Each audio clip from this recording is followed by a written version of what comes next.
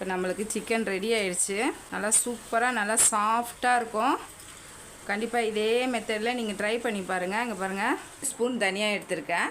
1 spoon வந்து சோம்பு, 1 spoon மிளகு, 1 ஸ்பூன் சீரகம் வரும். அந்த ஸ்டேஜில் கருவேப்பிலையும் காஞ்ச மிளகாவையும் போட்டு வறுத்து எடுத்துக்கோங்க. கருவேப்பிலை ஒரு 3 ஸ்பூன் தயிர் ஊற்றிக்கோங்க. ஒரு பத்தை தேங்காய் ஐஸாக அரைச்சிக்கோ. சிக்கன் எடுத்து வச்சுருக்கேன். கூட இஞ்சி பூண்டு விழுது ஒரு பெரிய ஸ்பூனில் நான் 2 ஸ்பூன் போட்டுக்கிறேன். உப்பு போட்டுக்கோங்க. நம்ம இதை ஊற வச்சுட்டு ஒரு 1/4 ஹவர் ஆச்சு ஃப்ரீசரில் வச்சாச்சு. நீங்கள் எடுத்துக்கோங்க. டைமில் மசாலா மூடி வச்சிடலாம் ஃப்ரீசரில். பார்த்தீங்கன்னா தேங்காய் நான் ஊற்றி வச்சுருக்கேன். சீரகம், காஞ்ச மிளகா, ஒரு கருவேப்பிலை, ஒரு பச்சை மிளகா, கடல் பாசி, ஒரு பிரிஞ்சி இலை, கிராம் சின்ன வெங்காயம் நல்லா அப்படியே பெரட்டி விட்டுருங்க. தண்ணியே ஊற்ற வேண்டாம். அப்படியே நீங்கள் பெரட்டி எடுத்தாவே கரெக்டாக இருக்கும். ஏன்னா இருக்கனால சீக்கிரம் வெந்துடும். நல்லா